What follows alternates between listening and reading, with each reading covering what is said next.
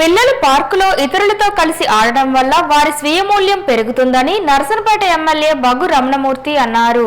శ్రీకాకుళం జిల్లా పోలాకి మండలం చిన్నకొరువిపాట గ్రామంలో ఎస్ఎన్పి గ్లోబల్ కంపెనీ సహకారంతో యునైటెడ్ వే ఆఫ్ హైదరాబాద్ ఆధ్వర్యంలో చిల్డ్రన్ ఫిట్నెస్ పార్క్ను నర్సంపేట నియోజకవర్గ శాసనసభ్యులు బగ్గు రమణమూర్తి ప్రారంభించి మాట్లాడుతూ ఎస్ఎన్పి సంస్థ ప్రతినిధుల సహకారం మరువలేనిదని, పిల్లలు పార్కులో ఆడడంతో ఉల్లాసంతో చదువుకు ఆటంకం కలగదని, ఆ ప్రాంతం యొక్క సహజ పర్యావరణాన్ని కాపాడడం, జీవన వైవిధ్య పరిరక్షణను పెంపొందించడమేనన్నారు.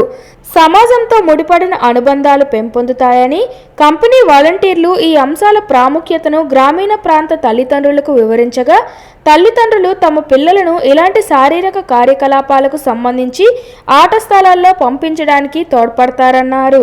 ఈ కార్యక్రమంలో సంస్థ ప్రతినిధులు వరప్రసాదరావు, పొట్నూరు శ్రీధర్, కోతూరు అశోక్ కుమార్, మద్ది లక్ష్మీకుమారి, ప్రాకెట్ వెంకట సురేష్ బాబు, చింత త్రినాథరావు, మాస్టర్, డాక్టర్ బ్రహ్మం, రఘు, నాగరాజు, ప్రజాప్రతినిధులు, పిల్లలు, ప్రజలు పాల్గొన్నారు.